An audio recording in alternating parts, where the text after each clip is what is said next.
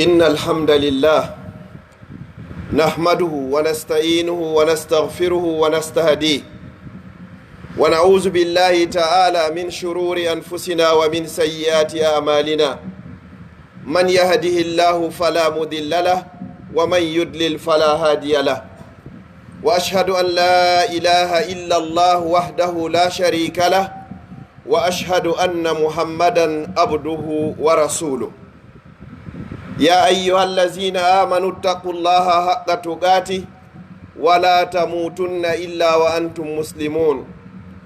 يا أيها الناس اتقوا ربكم الذي خلقكم من نفس واحدة وخلق منها زوجها وبث منهما رجالا كثيرا ونساء واتقوا الله الذي تساءلون به والأرحام إن الله كان عليكم رقيبا يا أيها الذين آمنوا اتقوا الله وقولوا قولا سديدا يصلح لكم أعمالكم ويغفر لكم ذنوبكم ومن يطع الله ورسوله فقد فاز فوزا عظيما جعلني الله وإياكم وسائر المسلمين من الفائزين أما بعد فإن أصدق الحديث كلام الله وخير الهدي هدي مصطفى صلى الله عليه وسلم وشر الأمور محدثاتها فإن كل محدثة بدعة وكل بدعة دلالة وكل دلالة صاحبها في النار أجارني الله وإياكم وسائر المسلمين من النار أيها الأحبة فإن كلمتي مع حضراتكم في هذا اليوم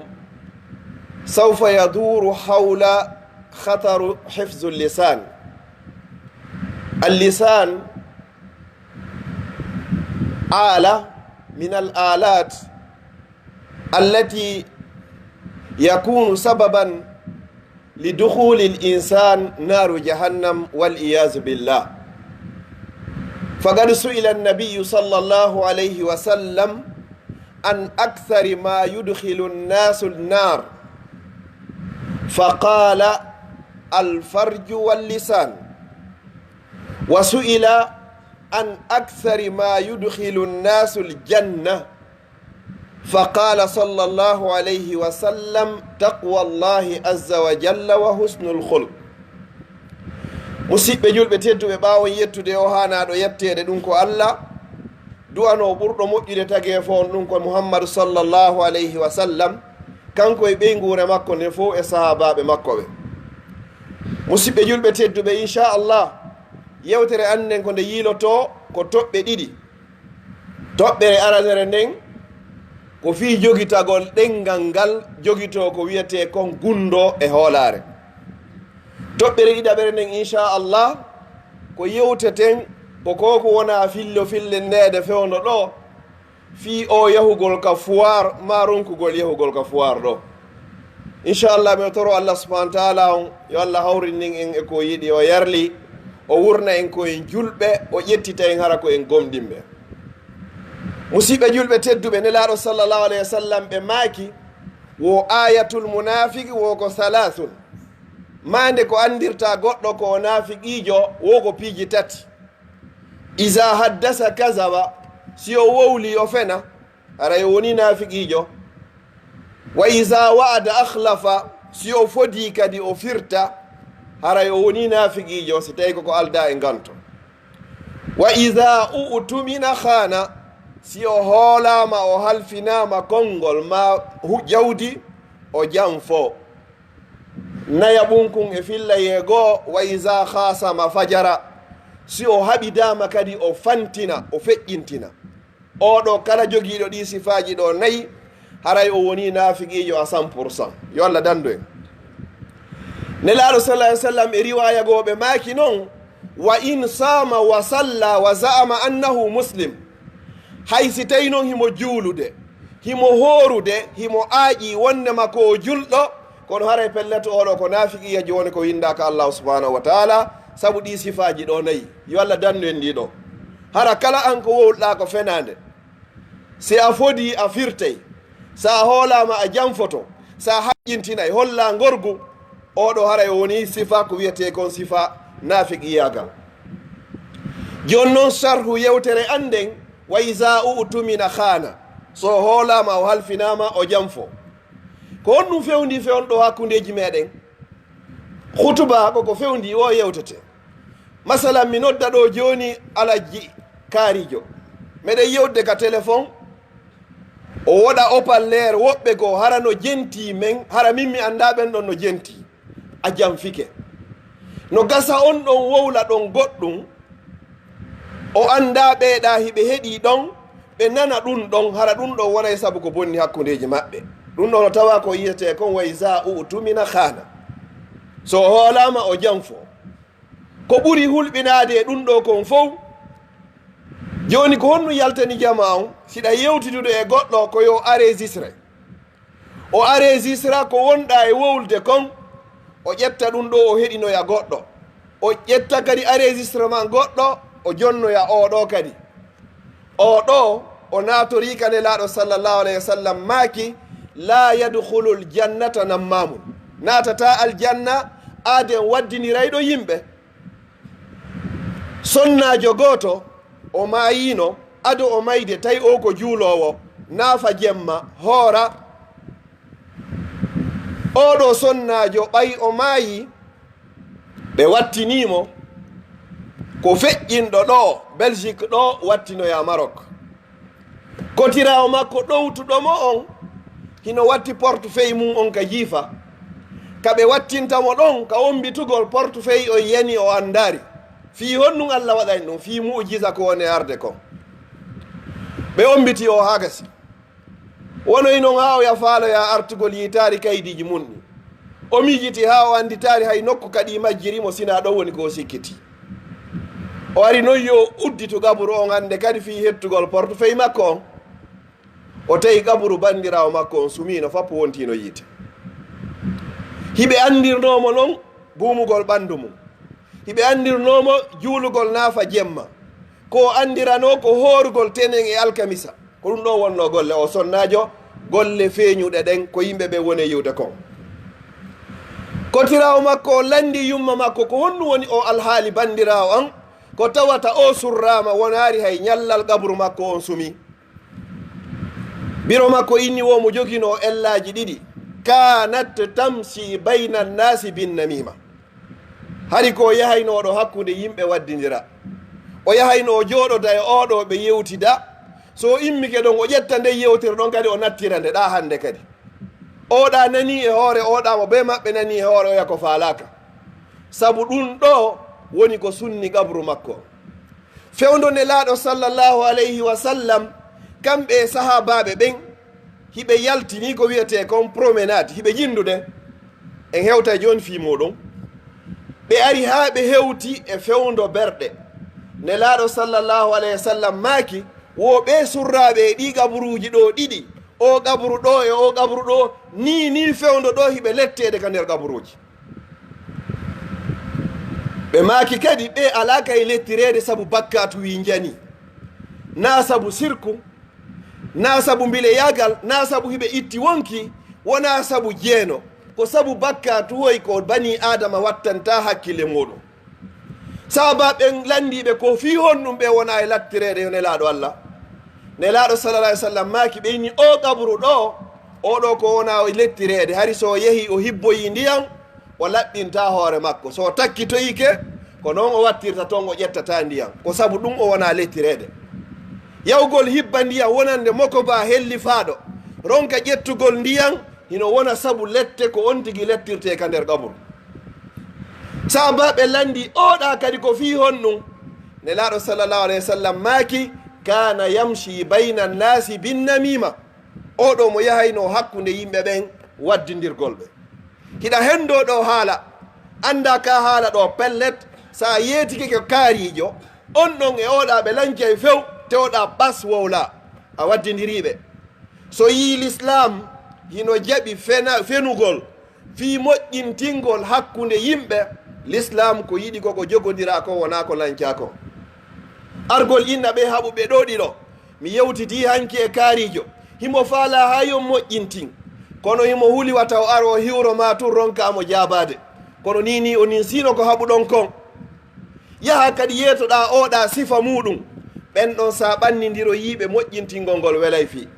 hara na ƴetteyɗo aresire man ɗo naɓana oɗa ƴettana oɗa naɓana oɗa ko ɗum wiyete khiyana ko janfagol noon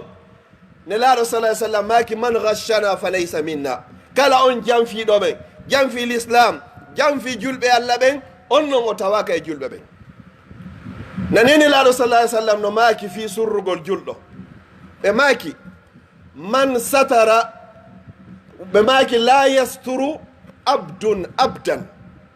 wo jiyaɗo allah surrata jiyaɗo allah illa satarahu llahu fi dunia wal akhira si wona an on surruɗo on julɗo ɗon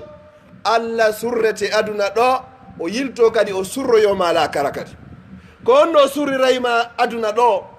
bakkatuji ɗi wonɗa e wadde ɗin yimɓe ɓe mantete hara ɓe andayiɗa suuɗiɗa wadde goɗɗum o suuɗama ɗon o surrima saabu ko surruɗa julɗo musidɗoma yawmal qiyama o ɓannama o qirrintinama bakkatuji maɗi hiɗa anditi o bone ɗo inna hi ñalande kaari a waɗino ɗum ɗo hi a janfike ɗo a feni ɗo a wujji ɗo a daari ɗo ko harmi kono ɓaymi surrinoma ka adna hande yaw aljanna mi yaafike ma saabu hon ɗum ko yaafinoɗa surruɗa musidɗo ma on ka adna ga si tawino yeehi ha hewti hande woɓɓe tawata golle muɗum ɗum fof kaka julɗo wirtoto yeehi ha hewti hande golle maɓɓe ɗen fof kaka julɗo hoyata ka julɗo jasata ka fikari ɗanninte few an kadi wattan hakkil battane ma on ko ɗon kama to diinu to danu ka rewrɗa ɗon ko imma ajilan aw ajila ko neɓa ma yawa kono an kadi ko ɗon allahu yoɓitiroyema ko allah ini al jasau l ihsan illa l ihsan ene joddi si goɗɗo moƴƴike ma ko honɗum hanɗamo yoɓitirde sina an kadi ko ya moƴƴo e makko mi wonno ɗo qissa seydina oumar e seydina aboubacre ni siddique e seydina ousmane fillayegoɓe ini e seydina aliya seydina oumar himo joguino gueɗal wiyeteɗo nene hafsa radiallahu taala anha wa ardaha oɗo ɓay o seedi e moodi makko seydina oumar o fotti e seydina aboubacre oyni aboubacre miɗo faalama okkude o ɓiɗɗo an ɗo fi kala enen hannde si goɗɗo wayi ɗon ko ennugol o maapodi e jiwo makko par ce que en famari dina kam sina ɗum si allah okkorima ɓiɗɗo jiwo yehi ha hewti ka o jombete na ya ronku piiji tati wata ronku heɓugol goɗɗo arɗo no inno faala jiwo ma o si a ronki ɗum noon wata ronku yo jiwo ma on heɓumo faala baba miɗo faala kaarijo okkammo si ɗiɗo ɗiɗi noon marsari an babajo on e nenejo on wata ronku heɓugol julɗo allah hulowo allah mo okkoto ɓiɗɗo mon on si ɗiɗo tati noon manki e ɓeygure nden e famille on hara ella on ko e ma an babajo on e nenejo on woni ma hara koye jiwo o woni ka woni e jiwo o woray ko an e nenejo o woni seydna oumar o ƴetti ɓiɗɗo makko on o proposani seydna aboubacre miɗo falama okkude o seydna aboubacre ɓe innari hi ɓe innari o ɓe fanki bude si tawi ko goɗɗo o seytina e darimɗo inna on faala okkude o ɓiɗɗo oron kala hay jabade hay sayi ko bonka seydna oumar o innari joni ɓay oɗo jabakimo ko moƴƴi hay e hunde joni o accirini o feƴƴu yeeso o yiidoy kadi e seydna ousmane oyni ousmane hino o jiwan ɗo hafsa gueɗal oumar miɗo falamamo resinde on noon kadi jabaki hay hunde riwaya goɓe inni o yiidoy kadi e ali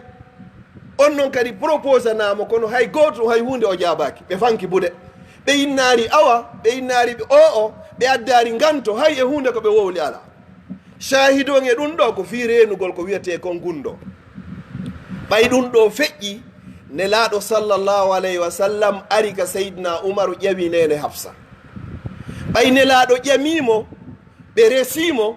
seydna aboubacar yeehi ha tawoy seydna oumar hoyni oumar no gasa a seytinno a proposanilam ɓiɗɗo ma o yomi jombumo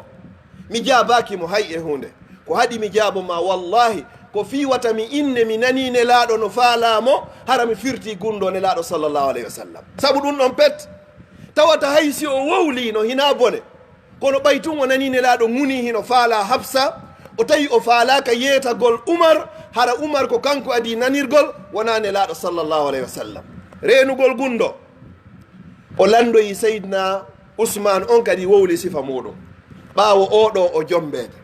renugol gundo nelaɗo sallllahu alayhi wa sallam goto e salafu salih karamokoɓe moƴƴuɓe adiɓe tedduɓe andunoɓe wuuri maaye o haɓidunoye ɓeygu makko moƴƴintina ha ronka yo moƴƴu tawi ɓeɓe seeɗa goɗɗo noon ari landimo ko fi honnum accitanta o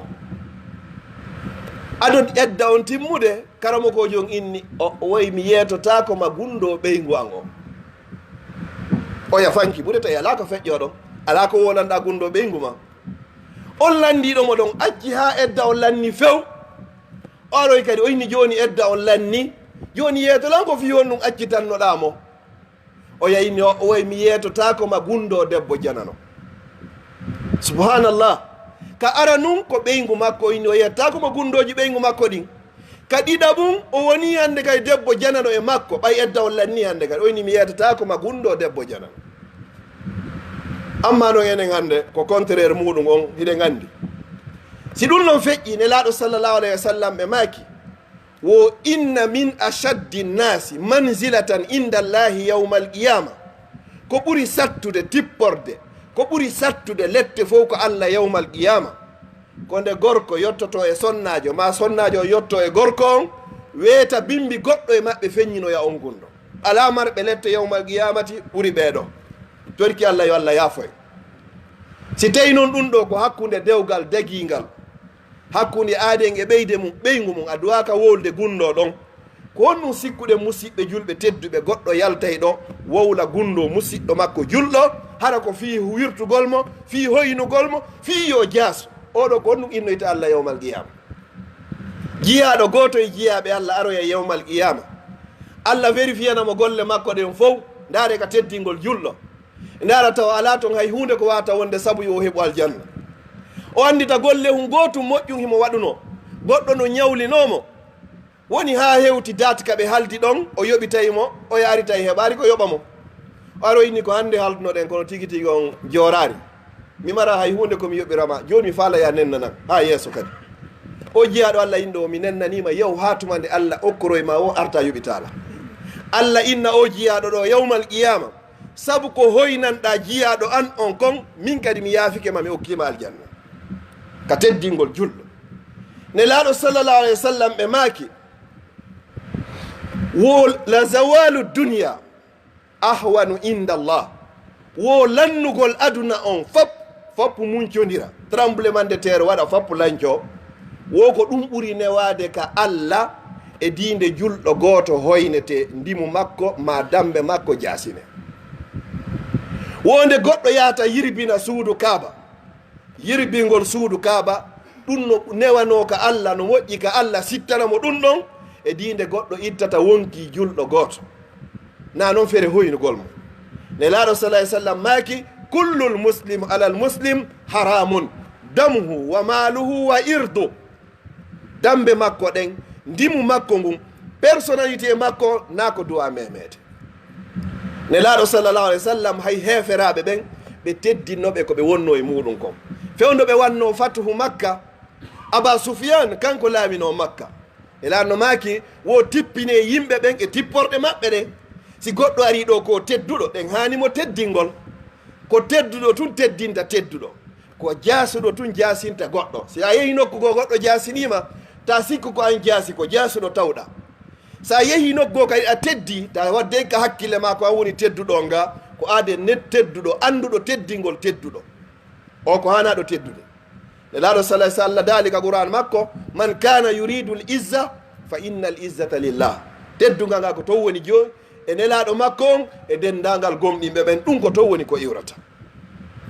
musidɓe julɓe tedduɓe mo surri julɗo allah surrete adna ɗon o surroyama yawmal qiyama mo tewi ke ɓas wirti julɗo hara ko a capable hiɗa wawno surrugol mo ko wallahi summa wallahi haray habbito si a tuubari no yawiri no newori allah kadi wirtete haraka ka habbora few mi torki allah subahana taala o yo allah surro en adna ɗo o yaafoyo en kadi yawmal qiyama toɓɓere ɗiɗaɓere nden ko yowodiri kon fi activité ko fewndi fewon ɗo kon yawgol ka foire yawgol foire wona ko harmi yawgol foire koko dagi ƴetta fayɓe ɓen naɓaɓe ka foire ƴetta fayɓe ɓen naɓaɓe ka parque ji yaltidoy yaadon vacance ɓe surtina seeɗa harana hoy hay tun ka nder suudu harana jooɗoro ɗo tun arduɗo imamu shafayi o inni wo ta'allamtu charra la li charri walakin likay attaqi charra mi yahay mi anda ko boni kon na fiyo mi waɗu ko boni kon ko fiyo mi rento e hara mi waɗari kon ko boni si tawi an a ƴettari fayɓe ɓe yawɗon ka foire fayɓe yahanoya e hoore maɓɓe si ɓe yahanoyi hoore maɓɓe ɓe waɗay toon ko hana waɗede e ko hanaka waɗede si ko an e maɓɓe immi yaadi a innayɓe ɗum ɗo ƴewete ma ɗum ɗo ƴewatake ɗum ɗo darete ma ɗum ɗo daratake ko activité ko fewndi kon fewndo ɗoni ƴettano misal no gasa noon goɗɗo ina piiji harmuɗi hino toon naam hay sa yahari ka foire piiji harmuɗino ka hoore lawol kadi hay sa yahar toon piiji harmuɗino ka nder suudu hay si a yahari toon madan hu wonku jannandema ɓiɓɓe ma ɓen sa naɓi ɓiɗɗo ma on ka l'école a suusata turade yeeso madam ɓiɗɗo ma on saabu ko ɓorni konko harmi ɓura ɗum ko ɓe wonma ne ande bimbi e kiikiiɗe jemma e ñadoro jon noon payi koye kamɓe kadi hakkille maɓɓe ɗen ko ɗum suti ƴettuɓe naɓaɓe hollaɓe ko hana waɗede e ko hanaka waɗede ƴetta fayɓe ɓe yalti don ne laaɗo sallllahu alayhi wa sallam hari duuɓi maɓɓe ɗin towi ko inite goɗɗo no jogui personnalité ko ha hewta ne laaɗo sallllahu alayhi wa sallam ɓe jombi jiwo payi kum fewno ne laaɗo fatotoɓe fatori 63 ans nene aicha no jogui 18 ans duuɓi 17 payi kum oɗo ene laaɗo sallah sallam ɓe adonirayɗo ɓe waɗayno course ɓe folotira ka ara num on saytinene aicha o janɗari moƴƴa o adine laaɗo sallllahu alayhi wa sallam ɓay wontoy ɗon duuɓi seeɗa ɓandu heɓike ɓe watti course on ne laaɗo kadi woni ko adimo ɓe inni o ko adinoɗo alan ka ara num kon min kadi ko ɗum woni komi yettima ɗo ɗum ɗo ko hollugol ɗen ɗum ko sunna waɗugol sport yahugol elto surtina hakkille ɗen kadi seeɗa na ñande be ñande janggu ma ko yiyata goɗɗo no joɗɗina payku leereji 4 leereji 6 leereji 10 inna yimmota ko ɗon fodde a wawari la jangguirtake noon paykum fodde kun timminari duuɓi 10 maximum hakkille makko on ko wawata captirde hunjo ɓurata 15 à 25 minutes kadin ɗon timmi wo ko yaccitumo fija gokkun kadi seeɗa so hewto jongandema 10 an nawri dow ko 45 minutes wata résisirde ka feƴƴi ɗo wo hande kay ko yaccitumo fija seeɗa o sortina mais a yeyi woɓɓe no joɗɗina paykunkun ɗon kanko wo paykunku woɓe fof hara ɓe soñjinoke e huure hay hunde battinta ko be anda lawol ngol ko wiyete kon a tarbiya ko honno paykunkun hana jannirede sina ɗum on fof on soñjoto paykun hino ɗo hara kum faala eltade faalaɓe wadde ballon faalaɓe wadde tennis wallu paykunkun kun waɗa si kum waɗi ɗum ɗon ko ɓe inni wo al aqlu salim ko fil jismi salim wo hakkille selluɗe ko wonata koye ɓandu sellundu si tawi ɓandu ndun sella pellete hakkille ɗe wata resirde hay hunde no woodi riwaya goo ka ɓe addi hay si tawi karamokoɓe goo no loyinimo ɓe inni a riyada sunna waɗgol sport ko jeeya ɗum e sunnaji nelaaɗo sallllahu alayhi wa sallam no woodi hadis goo ka ɓe maaki wo allimu auladakum wo janne fayɓe mon ɓen andi noon ɓe hon ɗum wo waɗɗagol pucci dogingol pucci kañumma e fampagol e fubbagol sport ɓura ɗum sport ɓurɗo e mawde on tawata elta e ɓanndu ma num fof ko fubbagol fewndo kamɓe on say ko honɗum jaalino ko dogingol puccu si goɗɗo no jooɗi hoore puccu hiɗon dogude mi sikki ɗum ɓanndu num fof ala ka men minotako sport ɓurata ɗum ɗon enen kay ko ɗum hande waɗugol mawɓe noon e neñiraɓe ɓen hiɓe ñoƴƴi tun ka nder cuuɗi fi hon ɗum ɓayto mbuuɗi yoɓoyte min mi yoɓanta ɗo paykun an 300 euro 400 euro ɗo fi ballon ko nafata hay e hunde nafayi sabuna si paykun kun heɓari faale mum on ɗon ko yettiɗa wo on hunjotago suratul kafirun on gerday ka suudu ha hunde marsata wonde ko be waɗa donan